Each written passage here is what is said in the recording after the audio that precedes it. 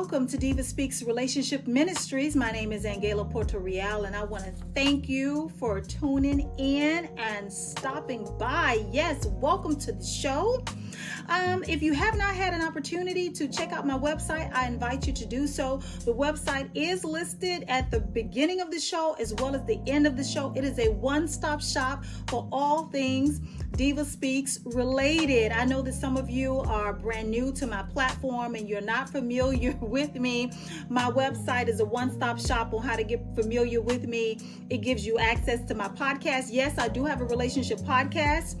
It gives you access to my show, my hour-long show that airs on Access 21 every second and fourth Friday of the month, as well as my different social media platforms. So I invite you once again to check it out. I'll go ahead and give it to you since you're right here right now and I have your attention. My website address is DivaSpeaks-official.com. Once again, my web address is DivaSpeaks-official.com. Please check it out. It has all of my older television shows, as well as, once again, access to my podcast, access to my email address should you want to reach out, as well as it'll take you to my social media sites, my previous speaking engagement. All of that is right there at your fingertips. So once again, I invite you to check out the website. I'm super excited, guys, to be talking to you here tonight because I have a word, and that word is going to bless someone out there. Make no mistake about it. This word tonight is going to bless someone out there. So I'm just going to jump right into it, if that's okay with you, right? I got my notes. Listen, if this is your first time watching this show, I always have my notes. They're not as pretty or professional as maybe Miss Wendy or Miss Oprah or all of your major talk show hosts. I'm getting there. I'm going to order some. But right now, you got to watch the diva with her notes. The people on my podcast know I have notes, but they can't see me. They can only hear me. But for you, you get to see me right here, right now with my notes. If that's okay with you, what I have to say was so important that I didn't want to lose track of where I was going with it. So I felt it necessary to bring the notes out. I brought my weapon with me, okay? But tonight I want to talk to you about accidents, wrecks, and head-on collisions. Accidents, wrecks, and head-on collisions. Oh, yes. And you're probably wondering, well, where are you going with that? Okay, let me get to it. Have you ever been involved in a car accident or a wreck? No matter how minor or major it was. Do you remember what it felt like? Do you remember the events of that day? For some of you, it was horrific. For some of you, it probably took you a while to be able to feel safe and comfortable again in a vehicle.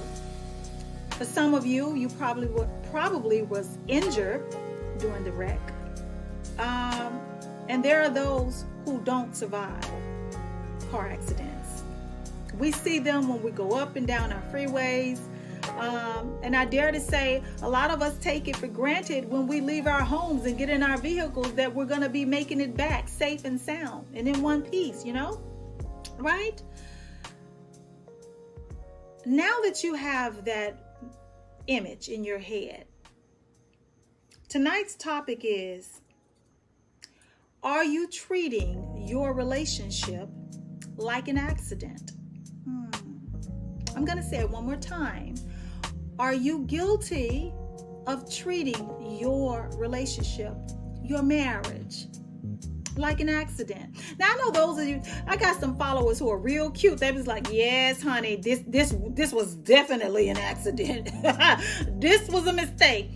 No, my sister and my brother, that is not what we're going to talk about tonight. That can be on my Access 21 show. But for here right now, this ministry, we're going to talk about accidents, wrecks, and head-on collisions. So I was listening to this sermon a few days ago, and the pastor was talking about witnessing a horrific accident as he was driving. And he went on to explain and describe what happened and how things played out. And once I heard him tell his story, make no mistake about it, I instantly thought of how that could relate and impact my audience and how I could relay the word to you. So the pastor goes on to explain the collision happened in front of him. And as soon as he had an opportunity to pull his vehicle over, he did so. As he was approaching the vehicle, he could see that the driver of the car that he approached was injured. He was slumped over the wheel. I don't remember if he said if there was blood or not, but clearly the driver was injured. And he said, I don't even know why I asked him this particular question. So he says, I asked the driver, do you want me to call the police? That's what he said. He said, I asked the driver, do you want me to call the police? And he said, the driver looked at him and says, I need you to call an ambulance. And it was at that moment that he realized, why didn't I think of that? So let's slow walk this. I'm gonna go right back. Let me go back over it. So as he was approaching the vehicle, he could see that the driver was injured, and he did what came natural to him. He wanted to offer help. His question was, do you want me to call the police? The driver's response was, I need you to call an ambulance. So my question tonight is, how many of you are guilty of wanting to call the police versus call the ambulance when your relationship has entered the danger zone? For those of you who are quick to say, well, let's call the police, are you looking to place blame on where you've landed? You want to establish who's at fault when you bring the police out onto the scene so they can assess what has happened, get it wrote down on paper, and you can feel right about who was right, who was wrong, who's at fault, and who's not. Are you guilty of wanting the police at the scene of your accident, your head-on collision in your relationship right now? Or are you one of the ones who understand that you've just been involved in a collision? You know that you've been hurt. You don't need anybody other than someone who can administer medical assistance. You require an ambulance. You see, there are those who require the police because all they care about is determining or establishing who's right and who's wrong, who's at fault. They want to place blame somewhere. They're looking to point the finger. I need to know who caused the accident. I need to prove that I'm right. And you got those who understand that we have both suffered an injury due to this impact, due to this collision. And I don't care who's right or who's wrong right now. All I care about is getting the medical help and assistance that I need, because clearly we've got some damages to assess. Yes, there is somebody out there that don't give a hoot about establishing the right and the wrong when we're both hurting right now. We're hurting. We're bleeding. We've been injured. There's broken bones, broken promises, broken hearts, broken dreams. All I care about right now is healing. I need to heal. You need to heal. Who's right and who's wrong don't even matter at this point. Things are so bad between us. We need to fix this if we are going to survive.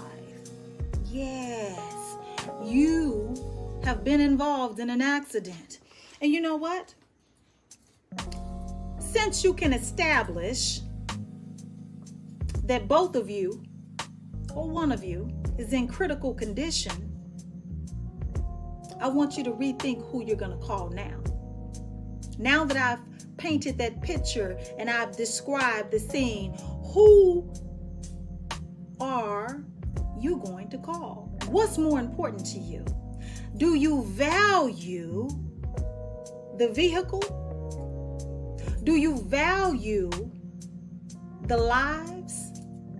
Do you value if you can even pick up and continue on? Or have you suffered a loss?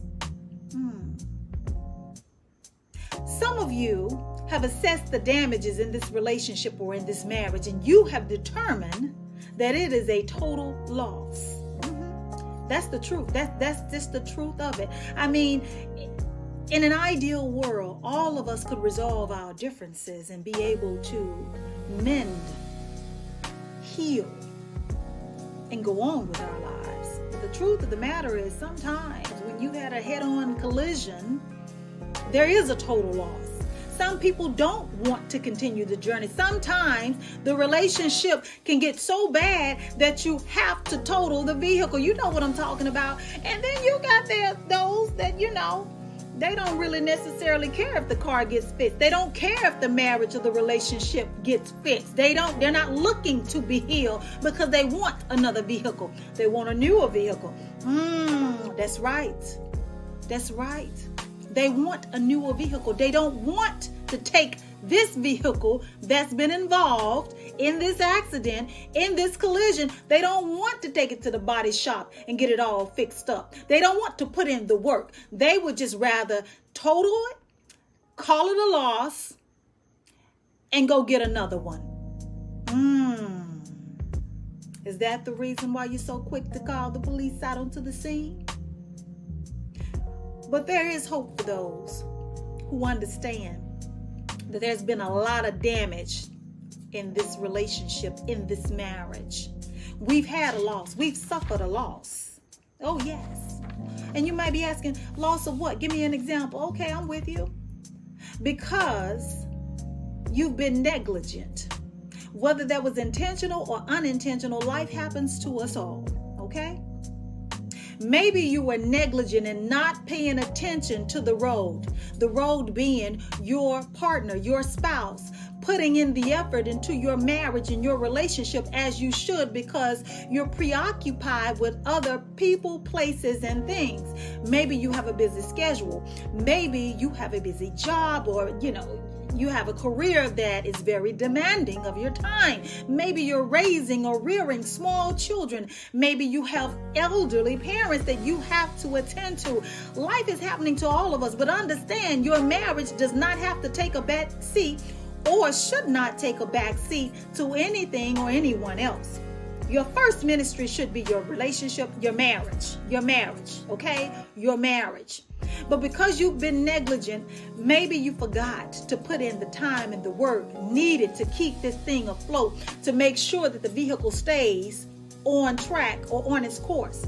And as a result of the collision, you've suffered a loss of communication. You've suffered a loss of trust, intimacy, a loss, respect, gone, a loss, desire, loss, chop it up, gone, loss. You don't even desire to fellowship with your spouse anymore because the two of you have disconnected. You've disconnected. You're being negligent. You're not paying attention to the signs that are right in front of you because you're too preoccupied.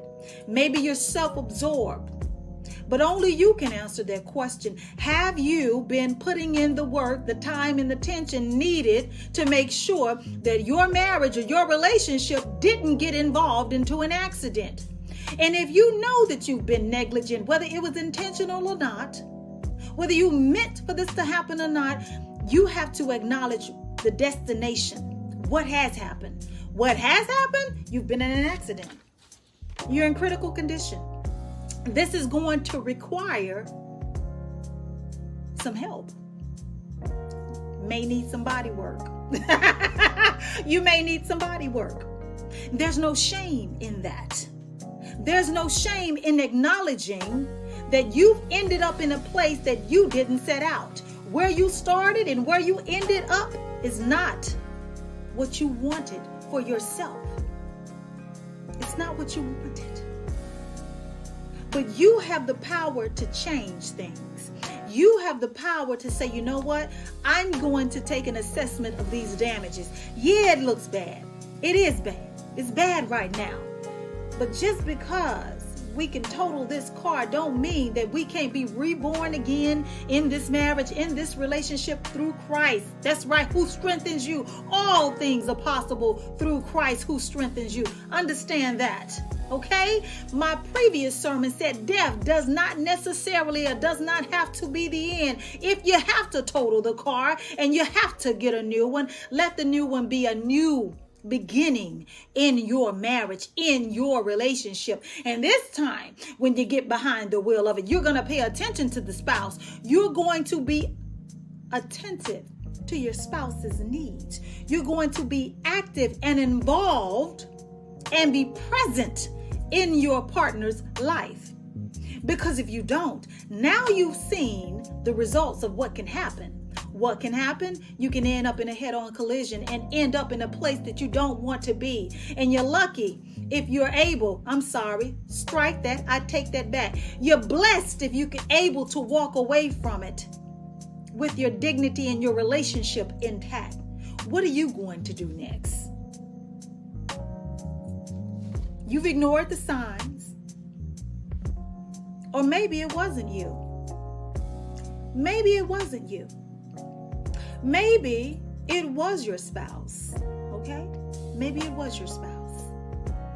But the question is still, what are you going to do? You've suffered a loss, but all is not loss. You've had a loss of communication, a loss of intimacy, a loss of respect and trust. You stopped fellowship and you stopped talking to each other. The communication has broken down, totally gone. What are you going to do? Are you going to work towards a better relationship? Are you going to work towards having an open line of communication? Are you going to work towards not pointing the finger every time something happens and there's a disagreement? And let me tell you something else. It is not that serious where you need to beat your spouse over the head in the matters that you feel vindicated. Is it really worth it to beat that person down and to beat their spirit down? You're wrong. I'm right. You need to see it my way. It's not worth it. Do you want peace or do you want to be right? Do you want a happy and healthier relationship or do you want to be right?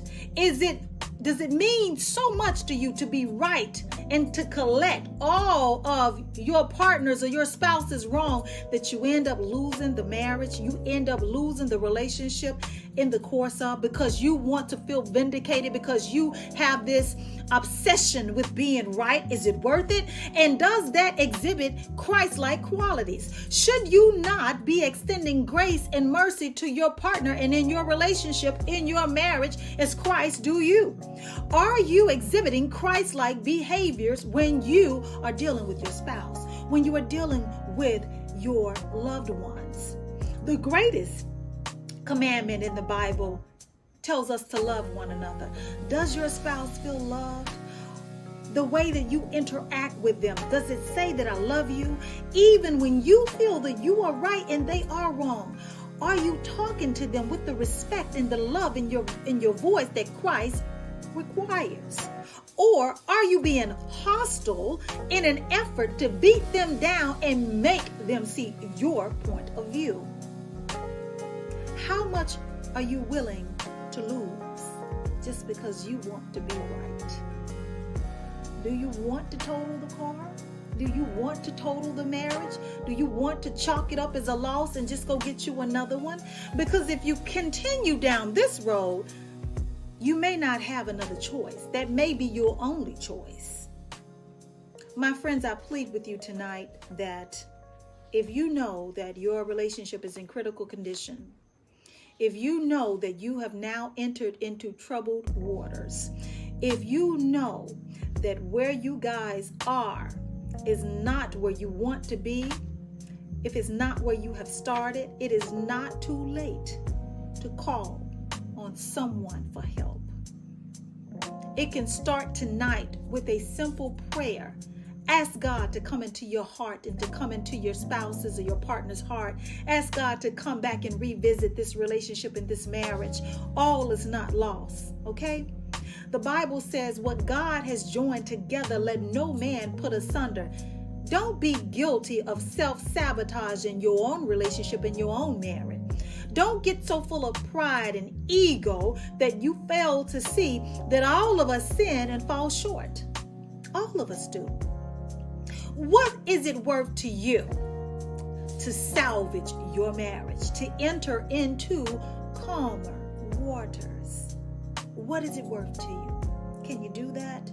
Can you extend the person that you love, the person that you have entered into this threefold covenant with, the grace and mercy that you plead with God to extend to you?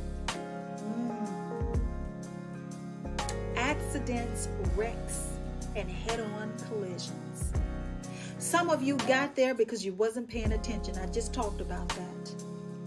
So now that you know what can happen as a result of you not paying attention, your relationship and your marriage being what you need to pay attention to, what are you going to do? Are you going to be intentional with making sure that you're paying attention to your spouse, to the person that you say you love, being active and present in their life? Are you going to do that? I pray God's will over your life, over your marriage and your relationship. I pray that this message has blessed someone out there tonight. I pray that the will of God is executed over your life and over your relationship, and that your home, your marriage, your relationship receive all of God's goodness and blessing. Thank you for tuning in to tonight's show. If you have enjoyed this particular segment, if it has blessed you, I ask of you that you would share it with your friends and family and ask them to check out the show. Until next week, join me right back here at DivaSpeaks Relationship Ministries, and the Diva has spoken.